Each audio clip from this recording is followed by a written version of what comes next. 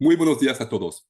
Hoy iniciamos nuestra sexta y última clase del curso doctoral sobre pensamiento complejo y educación. Y en particular, porque ustedes están abordando precisamente la cuestión de una investigación, de una materialización de todo este proceso de reflexión y de operacionalización de un pensar nuevo a la cuestión de las problemáticas educativas, pues todo se debe traducir ahora en un documento de tesis que se va a defender, razón por la cual nos vamos a enfocar el día de hoy en cómo precisamente operacionalizar las precauciones metodológicas, las condiciones de posibilidad epistemológicas del pensamiento complejo en, en metodologías de trabajo para la redacción de la tesis. Aquí en los videos, con una propuesta que espero lo más pragmática, concreta, útil, pues vamos a retomar esta dicotomía clásica, pero también para sugerir las fronteras a veces un poco borrosas entre metodologías cualitativas, cuantitativas y cómo aplicarlas en nuestro trabajo de investigación para luego pasar realmente a la fase de construcción, de redacción, de difusión de su trabajo de investigación doctoral.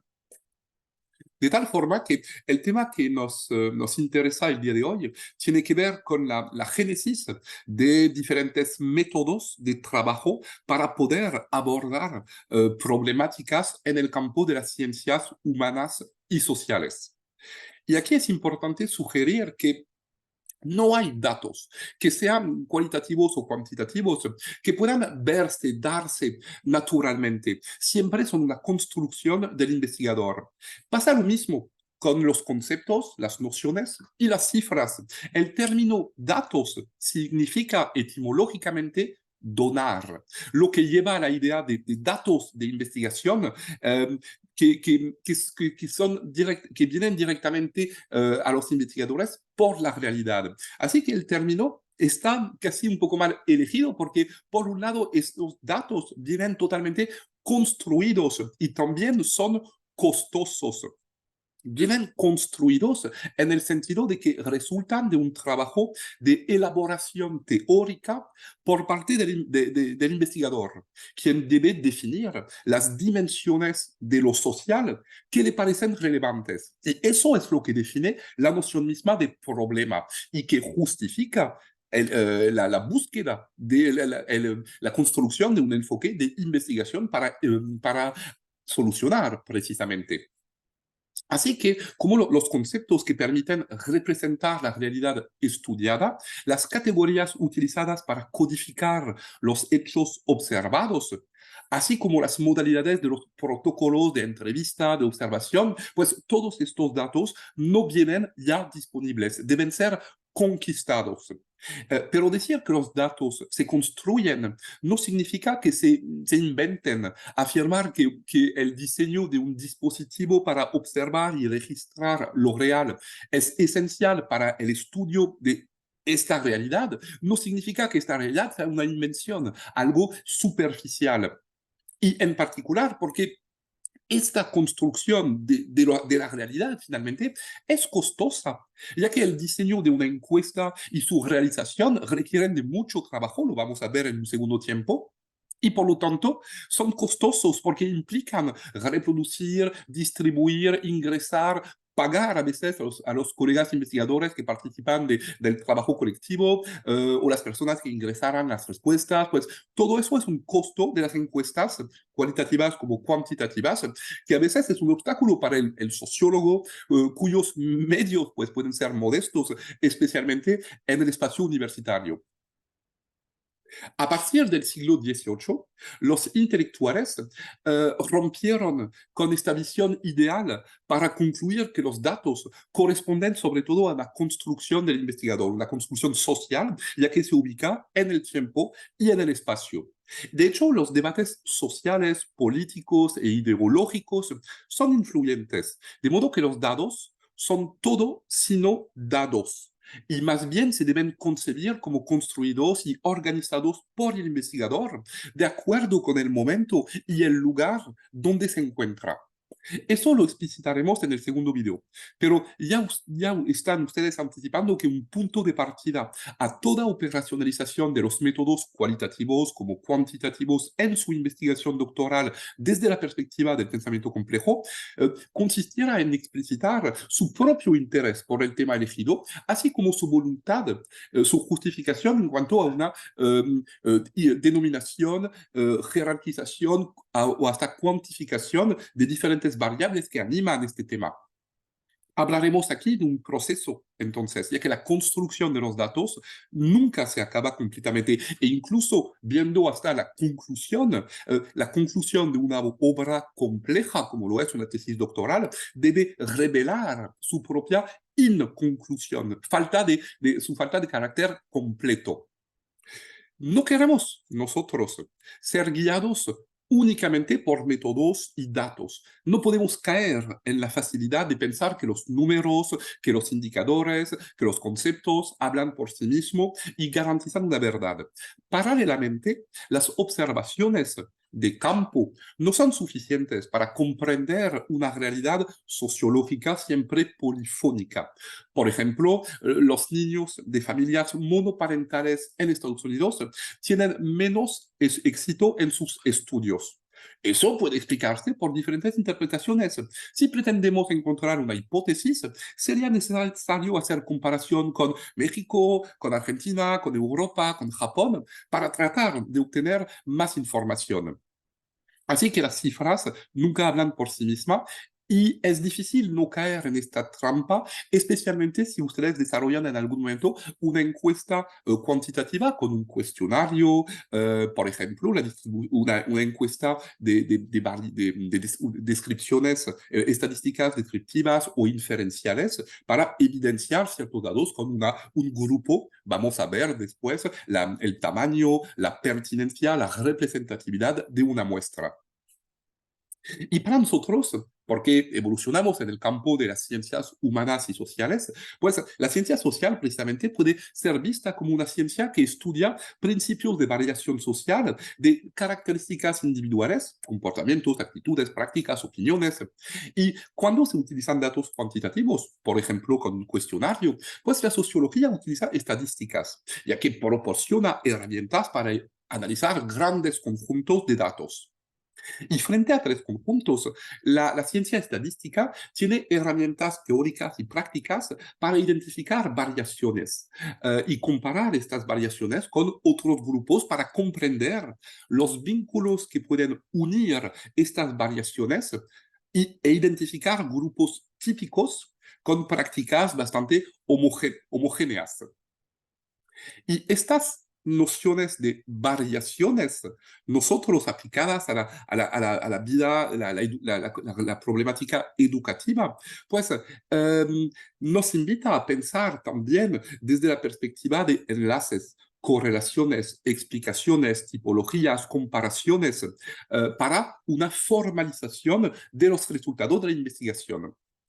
Es en ese sentido que resulta necesario pensar una interfecundación no únicamente conceptual en el debate de la pluri-inter-transdisciplinariedad, sino también en el marco pragmático de esta interfecundación de lo que se distingue a menudo como cualitativo y cuantitativo.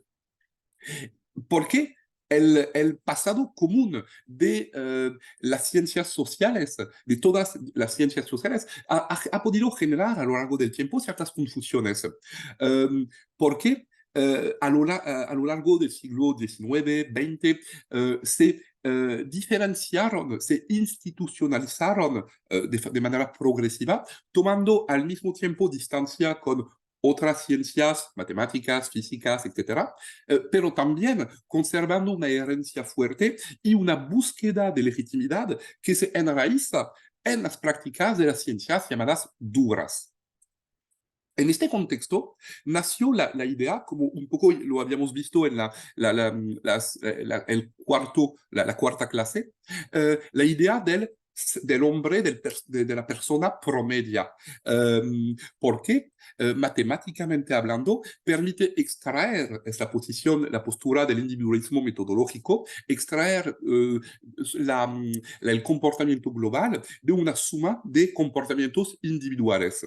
Cuando habíamos visto el holismo que se opone con la idea de una construcción global que supera, que orienta las acciones individuales. Pero finalmente nos damos cuenta de que ambas posiciones son más complementarias que contradictorias. Las ciencias sociales tienen un destino común que se encuentra en la búsqueda de mayor comprensión y que pasa por una mayor complejificación de nuestras herramientas. De tal forma que la formalización de diferentes herramientas, pues a lo largo del siglo XX y hoy en día con pues los desafíos que plantea la inteligencia artificial, hace que nuevamente las fronteras se ponen borrosas. Los métodos cuantitativos se han utilizado en sociología con el objetivo de convertirla en una ciencia como las ciencias naturales. Y para esto los investigadores trataron de identificar leyes igual de absolutas como la ley de la gravedad de Newton, es siempre con una búsqueda de credibilidad que todavía se encuentra presente. No hay jerarquización desde nuestra perspectiva entre una buena observación fenomenográfica, una entrevista dentro de un trabajo de campo y un trabajo de tipo más colectivo en cuanto a estadísticas.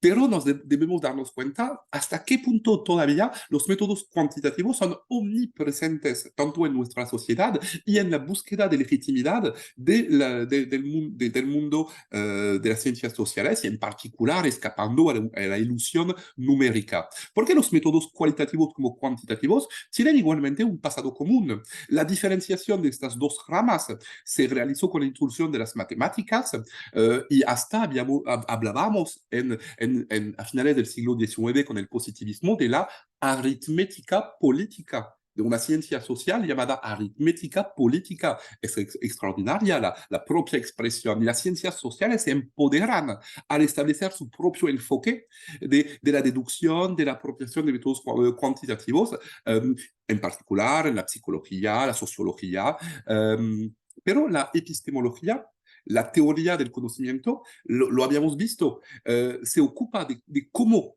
producir conocimiento científico. Y cuando hablamos de metodologías cualitativas, cuantitativas, estamos hablando de un conjunto de postulados sobre el mundo social que son al mismo tiempo filosóficos, ideológicos y epistemológicos, mucho más allá de simples técnicas de recolección de datos.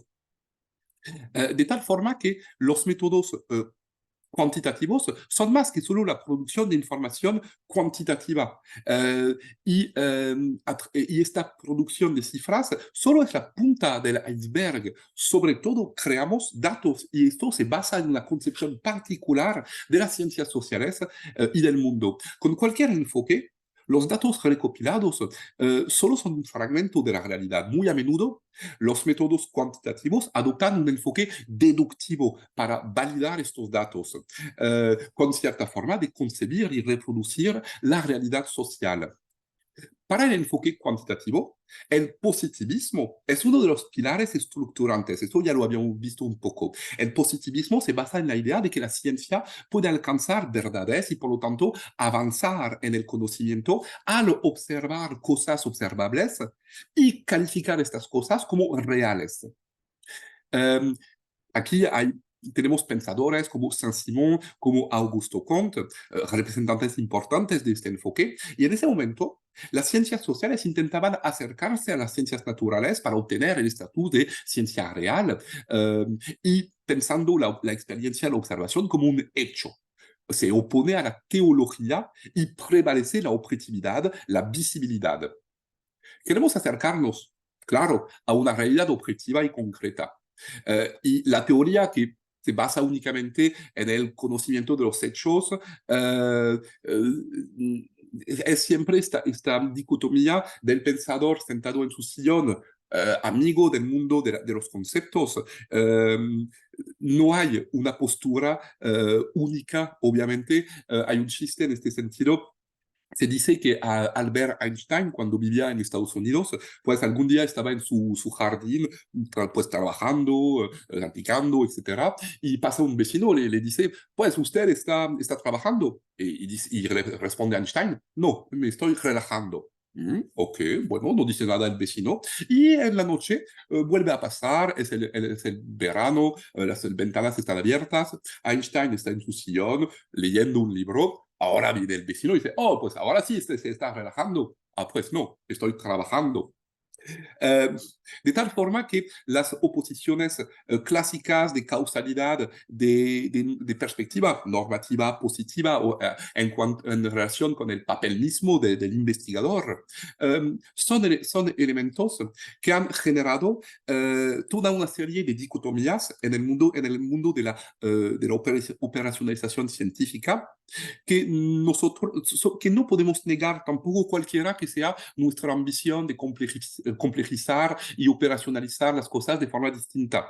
Somos herederos de esta situación, de estos debates sobre explicación, comprensión, debates que ya habíamos visto, que plantean la cuestión del determinismo de la propia libertad humana.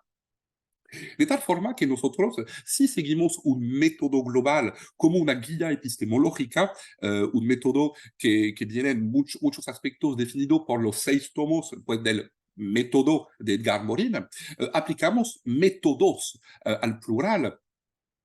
O sea, que a partir de una marcha global del espíritu, un mismo ideal director de objetivización, que pasa por la honestidad, la honradez intelectual, eh, consideramos que existen diferentes planteamientos lógicos y hablaremos más bien de técnicas.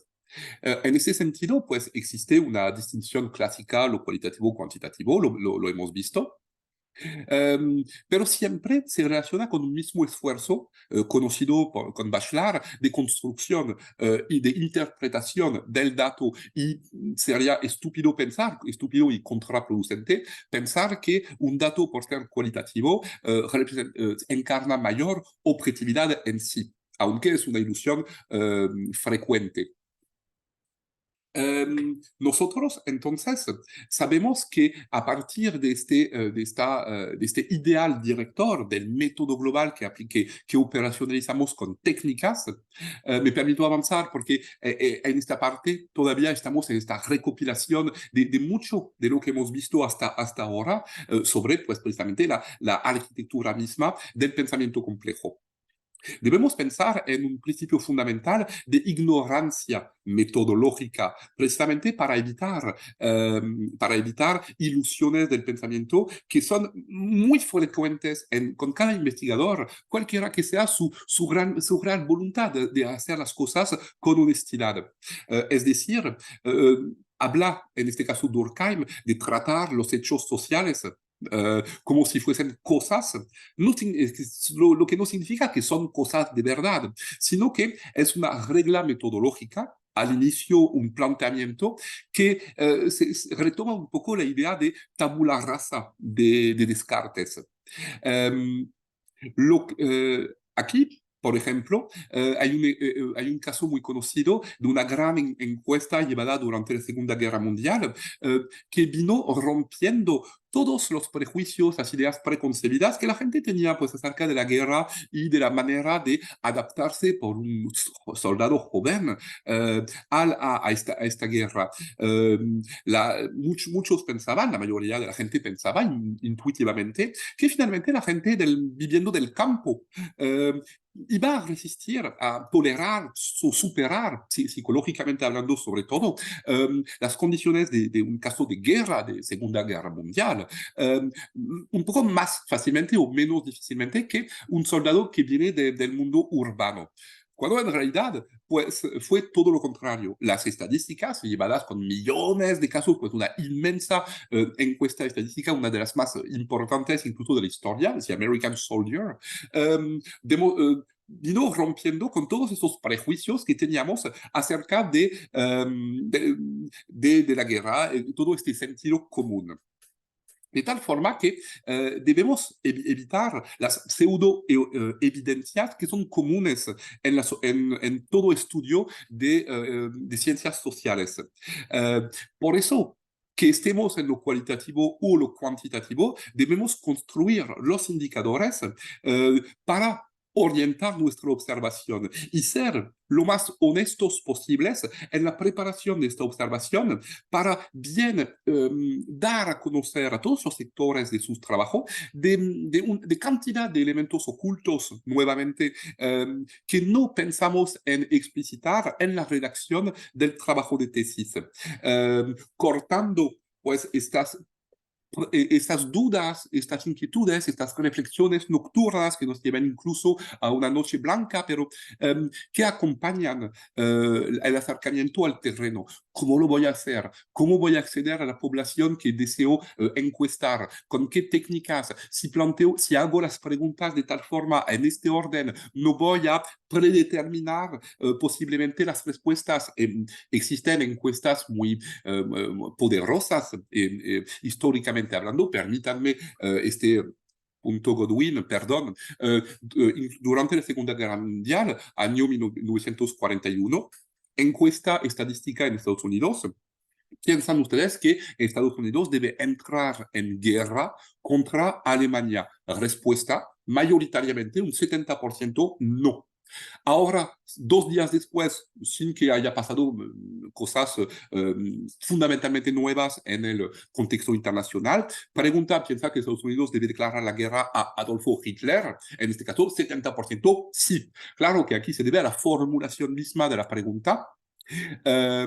Y el aspecto repulsivo, legítimamente hablando, del personaje aquí. De tal forma que bien debemos, casi en un 50% de todo el trabajo de tesis, pasar más tiempo en explicar las precauciones que condujeron a tal técnica de investigación que en los resultados de dicha técnica. Pensemos que ya no estamos viviendo en los años 50, 60, cuando era común de buscar casi reescribir la historia del pensamiento humano en su tesis doctoral y proponer una metateoría de lo todo desde siempre hasta siempre. No, hoy en día vamos mucho más por el rumbo de un pequeñito aporte al edificio del conocimiento, pero bien fundamentado. Y si lo queremos hacer desde la perspectiva compleja, no se trata únicamente de explicitar cómo hice mi encuesta, en qué horario, con qué herramienta, etcétera, y poner anexos así inmensos con todas las tablas estadísticas y los resultados de entrevistas redactados a mano, sino realizar un trabajo sobre todo de puesta en tela de juicio de su propio posicionamiento al entrar en la investigación misma. Así que hay preguntas que pueden parecer anodinas, pero que implican muchos prejuicios teóricos y eso lo debemos detectar. De forma casi tan obvia como ciertos prejuicios entre cuando trabajamos en la escuela, los niños, las niñas, elementos con los cuales vamos cargados naturalmente. No se trata de culparnos de nada, sino buscar esta lucidez sobre las limitaciones de nuestras propias hipótesis, pero considerando que debemos, sin embargo, construir estas hipótesis para acercarnos a esta realidad. No hay otro remedio y no estamos cayendo en el nihilismo. De tal forma que vamos a ver a continuación toda una serie de criterios para poder seleccionar los datos que sean cualitativos como cuantitativos y evidenciar diferentes técnicas para presentar datos que sean descriptivos o explicativos.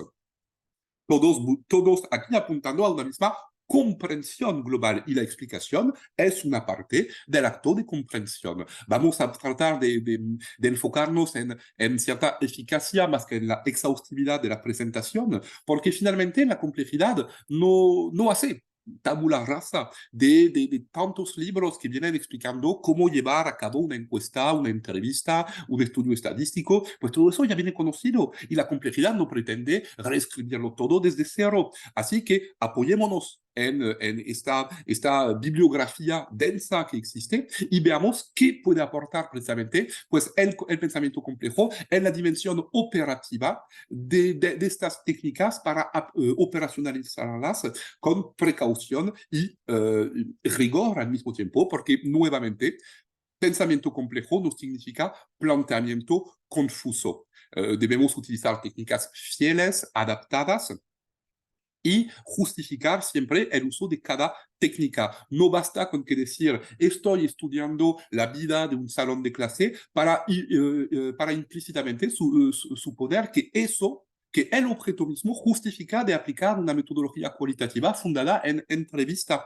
Uh, y muy a menudo vamos cargados con estos prejuicios sobre la construcción de un trabajo de investigación. Así que hoy, que ahora, en un segundo video, nos vamos a realmente buscar todo lo que debe acompañar la aplicación de técnicas tanto cualitativas como cuantitativas en su enfoque de investigación doctoral. Muchísimas gracias.